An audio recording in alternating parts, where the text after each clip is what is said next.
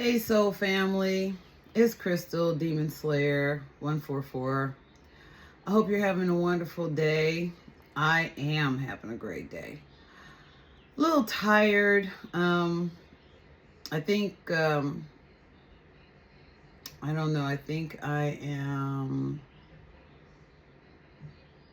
having some energy readjustments going on. So, it's a good thing. So, I was gonna stay in bed because I just felt like, I just want to lay here and rest. And, I was wrestling with myself like, well, should I get up and do this video or should I just stay here and rest? Because, I've tried to do a video every day, but that has not worked out. I think what works best for me is just whenever spirit says go ahead and do it, rather than have an agenda or, like a process of how I'm going to do it. So here I am now. And today I wanted to talk about this epiphany I got last night. Last night I was watching a movie called House of the Spirit. And I know I read the book years and years ago, but I didn't get out of it what I got out of it last night. So, spoiler alert, if you want to look at House of the Spirit, I think it's on Amazon Prime. Or if you want to read the book, go ahead and do that before listening to this. But I'm just going to go ahead. So there was one point in the movie where this young lady, her name is Clara, and she's psychic. I mean, she sees spirits and she talks to spirits. She can see things before it happens and everything. Well, this is at her wedding. And her uncle, when she was a little girl, she said, oh, my uncle's coming home. He was in the military, and I guess this is in the 1920s, somewhere in South America. And her mom and the other elders were like, no, he's not coming home. He's miles and miles away, like in Africa somewhere, and he's not coming home. She's like, no, he's coming home. So she didn't want to go to church because I guess they had to go to mass, and she didn't want to go to church. She didn't want to go to mass. So, of course, she had no choice. They made her go to mass. And her uncle showed up at the mass at the church. And so she's, kind of talking to him, and, people are shushing her. And so anyway, afterwards, when she gets home, when her and her family get home after mass, somebody there tells the mother, because it's her mother's brother, says, your brother has arrived. And the mother's like, oh my gosh, where is he? She's all excited. And come to find out, he arrived in a coffin because he caught something where he was fighting or where he was stationed, and he was dead. So they're all crying, and the little girl's all upset. But she, for some reason, she doesn't like fall apart or anything, but she looks over to where all his stuff, because they stored all his stuff, and she saw a puppy that he sent her. And she just adored this puppy. And it's cute because first it's like a scruffy little puppy, but as the years go, this is a huge wolfhound puppy. I don't know if you've seen a Russian wolfhound. It looks like that. I mean, it is ginormous. So events happen, life goes on, and then one day she's getting married. She knows she's gonna get married. She already knows that. And so on the day, I guess she tells her parents that, I'm gonna get married. At this point, she's about 19 years old. Here comes her suitor. So then next it shows her at her wedding. So she's at her wedding and the festivities are going on. And then now her dog his name is Barabbas, I think. Barabbas? I have notes. Barabbas. Anyway, ever since the dog was little, it would always run away to, off property to the butcher to steal something from the butcher and then come back. And so that was kind of like a running thing with them, like a running funny joke with them, that every time Barabbas would run off, they would say, oh, he's just going to the butcher's to steal something. He'll come back. Well, on the day of her wedding, same thing. He wants to go. She's like, oh, Barabbas, go ahead and go to the butcher, but make sure you come back. It's my wedding day. Anyway, the festivities are going on, and all of a sudden she gets a sense, just a sense, and it just seems like the world slows down, and she just kind of disassociates, and she's just kind of looking, and where she can't hear she can see everybody celebrating, but she can't hear them because she's just kind of like in this other dimension. All of a sudden, Barabbas walks in the door with a butcher knife stuck in his back, bleeding and everything. But he's slow, and she's just in shock. And slowly, he walks up to her and just kind of falls, just kind of lays on the ground. And she just totally forgets the wedding. She's in her wedding dress and everything. She just leans over Barabbas and holds him and just comforts him until he passes. So I was so shocked by that. I was so shocked. The first thing I thought was, oh, what if that were my dog? Because I have a big dog too. My dog's about 169, 170 pound, half Cane Corso, half English Mastiff. And so I was like, oh my God, what if that happened to my dog? And just without thinking, my mind totally goes, oh, am I keeping him safe enough? And then I think, oh yes, I think I'm keeping him safe enough because, he's rarely out of my sight, And so I'm thinking all this, and all of a sudden I catch myself and I say, wait a minute. Why am I doing that? Why am I doing that? Why am I assuming that I have control, ultimate control, over anything that happens in this world? And then my mind went to, the reason I automatically just thought that was that even as a little girl, and it's hot, so I'm gonna take this off.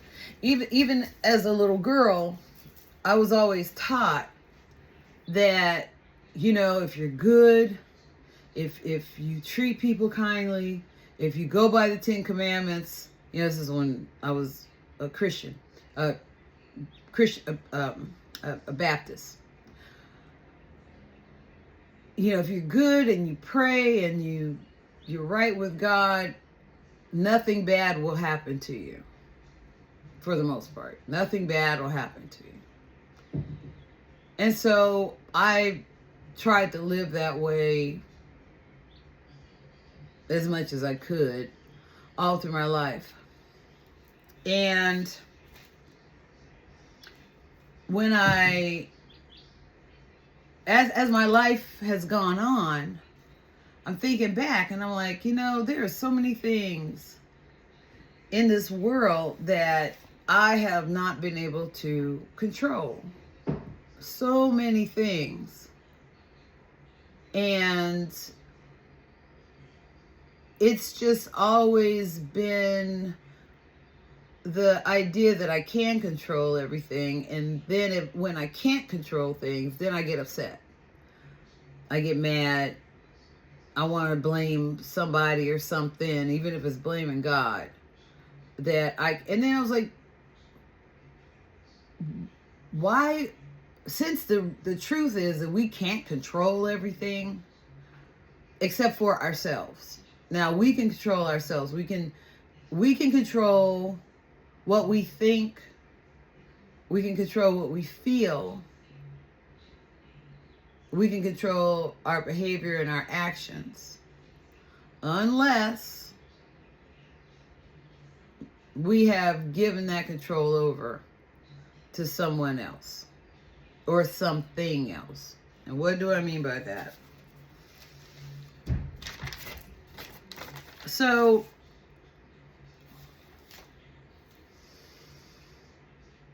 if we've gone through, let's say, trauma, some sort of trauma,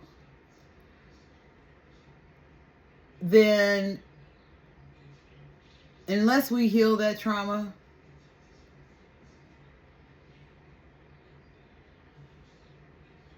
correctly heal it, not say, we can temporarily control any behaviors that will come up with trauma by, repressing it or ignoring it or something like that.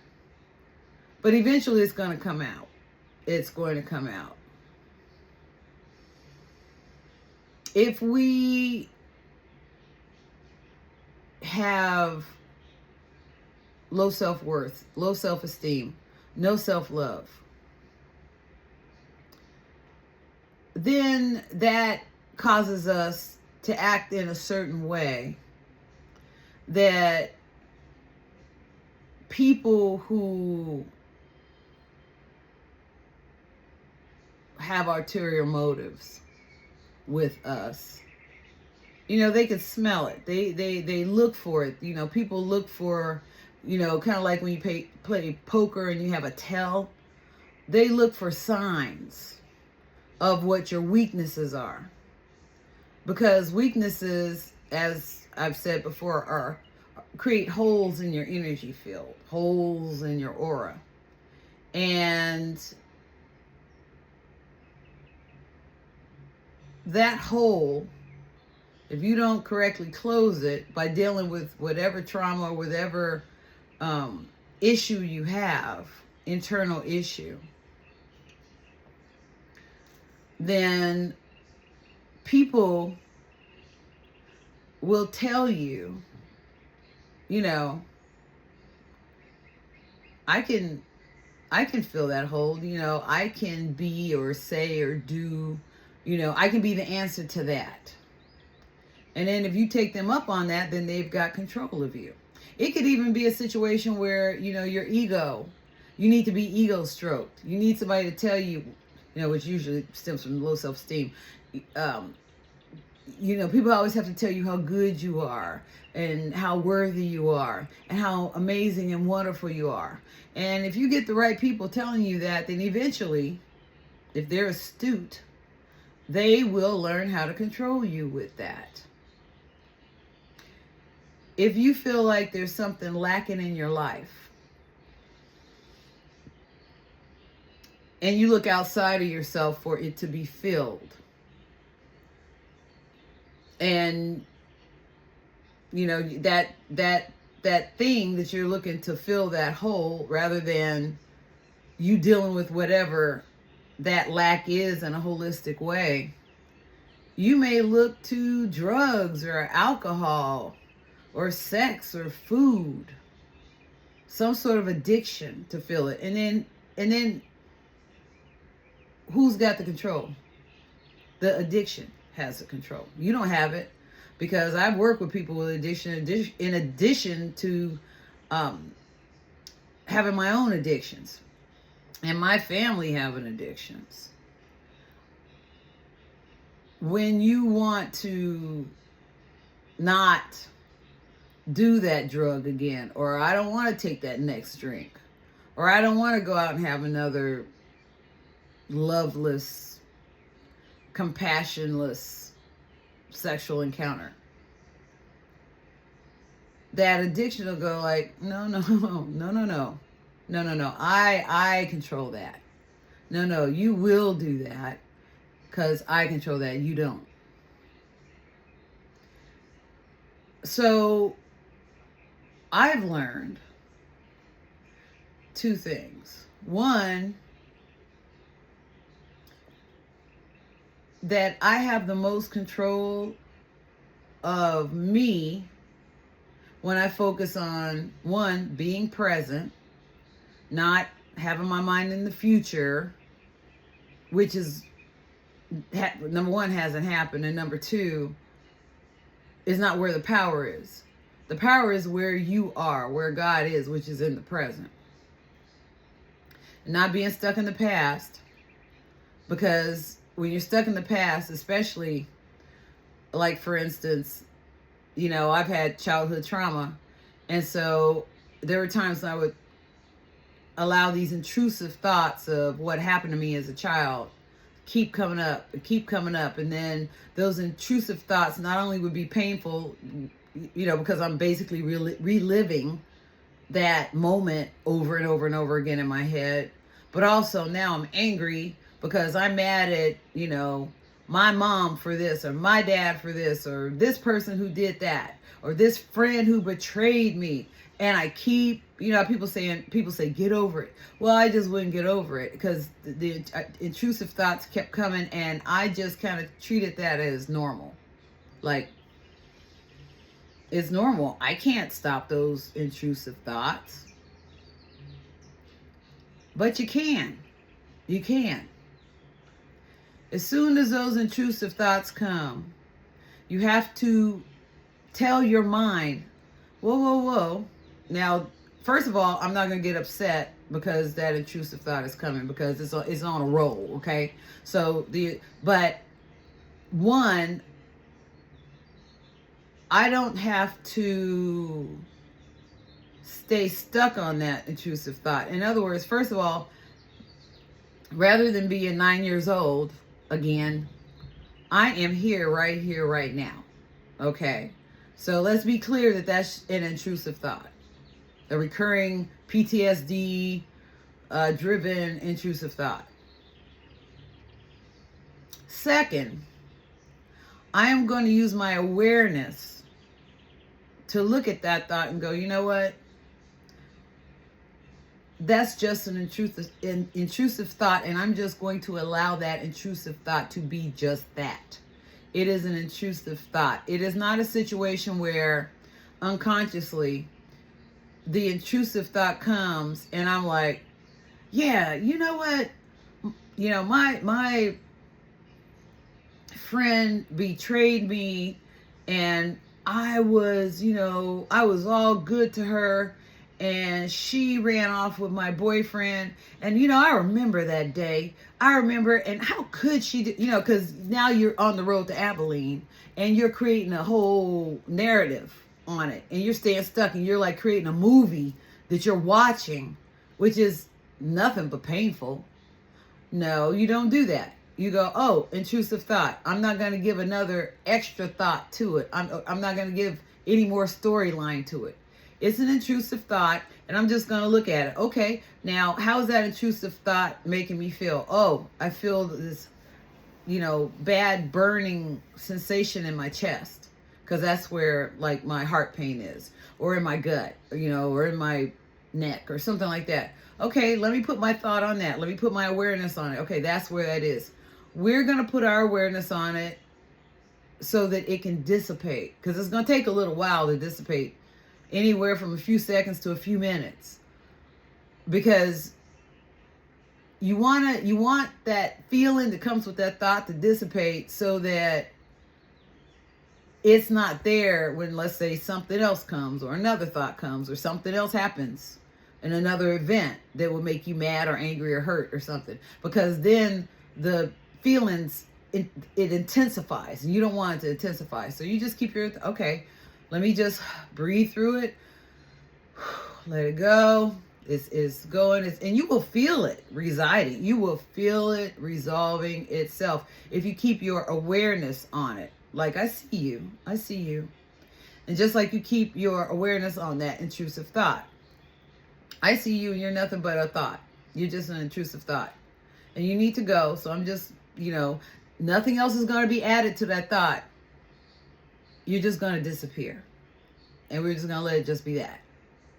Okay? Now, you have control over that. You have control.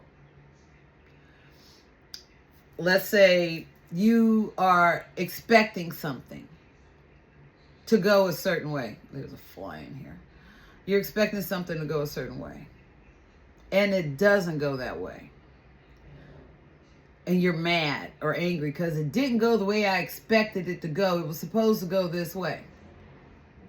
Number one, exactly why was it supposed to go that way? Well, because I had it all thought out, and based on my logic and my reasoning and what I saw, it was supposed to go this way. Take a minute. Take 2 breaths for a second and just get clear space. I know you're disappointed. It didn't go your way. But just take space and go, rather than get mad or angry, let me be curious why it didn't go this way.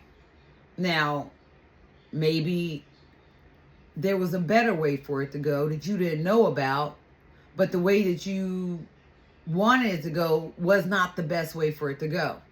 And maybe a higher intelligence who could see everything much more than we can imagine was like, nah, do it again. Do it another way. But I don't know another way to do it. This is the only way to, well, then wait for it. Which is something else we don't get taught how to do. We're so involved in instant gratification that it's uncomfortable if we don't get what we expect to get right when we expect to get it.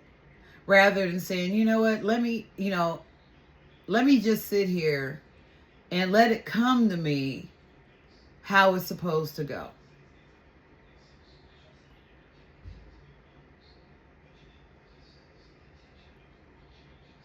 And the other thing is, something we've been taught that is totally unrealistic, is that we're supposed to have the answers for everything. We're supposed to know everything. Like, now, I'm not saying we are supposed to know rocket science, but certainly we think that, we should have the answer to everything that we want to have the answer to. And most of the time we do. But there's some times when we just don't have the answer. We just don't have the answer. But we're so engaged. We're so invested. And I have to know why. I need to know why this didn't happen. Or I need to know why this happened. That sometimes when we don't get that answer, we'll take what somebody says is the answer, because we have to have an answer. We cannot sit in the void and go, you know what, divine intelligence, spirit, nature, whatever you want to call it, I don't know the answer to this. I'm curious about it. So I give it to you to give me that answer in the most correct, most perfect way. And if you don't, then it's just not meant for me to know it. And I can move on.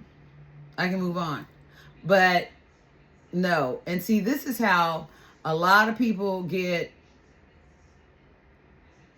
hoodwinked and bamboozled.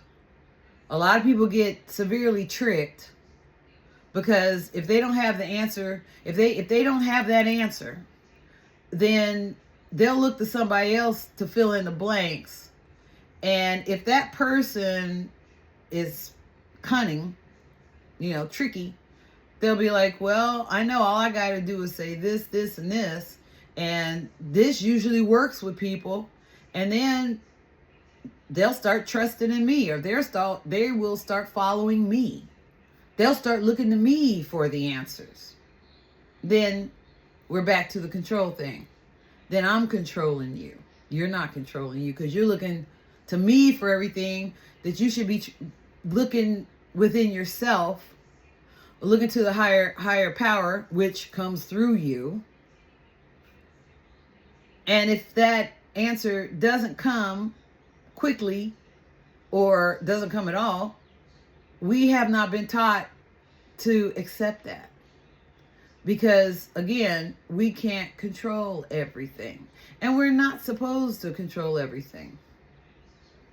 There is, I think there's some Bible verse in Matthew 18 And it's like, let's see, what was it? I think I wrote it in my phone. Phone's right there. So it's something about the importance of, if you return as a child, if you go back to being childlike, that is the way to get into the kingdom of heaven, something like that. And that's true. That is so true. Because when we give up trying to control everything on the outside, now it doesn't mean like, well, I'm just going to live a bohemian life. I mean, unless that's what you want. And that may be correct for you. I'm just going to give, I give care to the world. You know, I'm carefree. I'll do it. That's fantastic. And when you do that, I promise you, it'll come to you what to do. And the thing is when the right thing comes to you to do, there's nothing that could keep you from it. It is easy as pie. It is like, you know, they say that when a room reaches a certain temperature, if there's ice clinging to a glass, it'll melt. It'll just naturally melt. So it's just natural. It's natural. If something is meant for you to control outside of yourself, it'll just happen. And it'll happen in a way that's very pleasing for you. You don't have to use trickery. You don't have to use force. You know, you don't have to worry and have a bunch of anxiety. That was me. I mean, workaholic, anxiety ridden. And then when everything didn't work out my way, and I would, you know, fall into addictions and then depression, and big old mess. That all that is unnecessary. But and then there's a question. Well, where did the idea at all come that we have to be in control and we have to know everything, and you know, the answers to life and reality and all that we have to know? Because again, in my opinion, this reality we're living in is the Matrix. It's a big illusion that was created in order to keep us in control, so that certain demonic powers and people can get what they want out of us and make us think that, well, if you live according to this box, then that's bliss in heaven for you, and that's really all you could get. And to the point of where, you know, like for instance, well, if certain people achieve greatness, you know, for instance, if they're key in this matrix, if they're kings and queens and royalty and stuff, well, that's because, you know, their family line, that was God blessed their, why did God bless their family line to be kings and queens and matriarchs, monarchs and stuff? I mean, what did they do that was so special? I mean, did they do anything like Jesus? Then why are they kings and why are they special that we should be bowing and, you know, giving, you know, them all this sovereignty and all that, you know, and even presidents and all that. Yeah, I mean, I can understand people being put in office and they do a fantastic job for the collective, and sure, then you want to vote them again in office and stuff like that. But people who are just like in certain positions because God put them there, and let's say even famous actors and wealthy, rich people, it's like, well, you know, either they were born into it, which, you know, could be, and I mean, I'm not knocking that, but okay, so you were born into it, or, well, they, you know, they worked, they put their nose to the grindstone and pulled themselves up by their bootstraps and made something from nothing. Okay, but number one, that doesn't make them any better than you. That we should give them certain sovereignty and all that kind of stuff, and even to the point of, well, you know, you've made billions of dollars, so, you know, you should, everybody else should have to pay taxes, but not you, you know, or you shouldn't have to pay as much taxes as the regular common folk. What? Who made that up? Because it's all unfair, unjust, and wrong. It's wrong, all of it. But certain people and certain demonic forces benefit from that. They benefit from this skewed way of thinking and skewed way of living and existing. So I just want to have you focus. Just think about putting your ideas of control within yourself. I control my thoughts, so nobody else controls them. And if I have issues, I'm going to look within first before I start blaming everybody else. Because if I start blaming everybody else, then I'm giving the power to them to, stop whatever bad is going on in my life. Well, then that may not be what they want to do. Their agenda may be different. Maybe they like what they're doing. It has nothing to do with you. It's like, it feels good for me to control your life or make you feel bad so I can feel better, or have more than what you have and throw it in your face, or whatever it could be, whatever it is.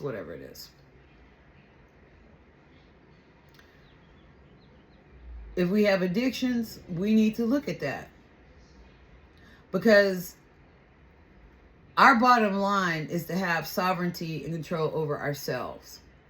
And the only other entity that we give, or that I give sovereignty to, is the Most High. That is within myself. I don't give it to a preacher. I don't give it to a pope. I don't give it to a rabbi. I don't give it to a mullah or an imam. I don't give it to a president. I don't give it to a rich person. I don't give it to a king or queen. I don't give it to a boss or a supervisor. I give it to me. To me. Okay. So, until next time.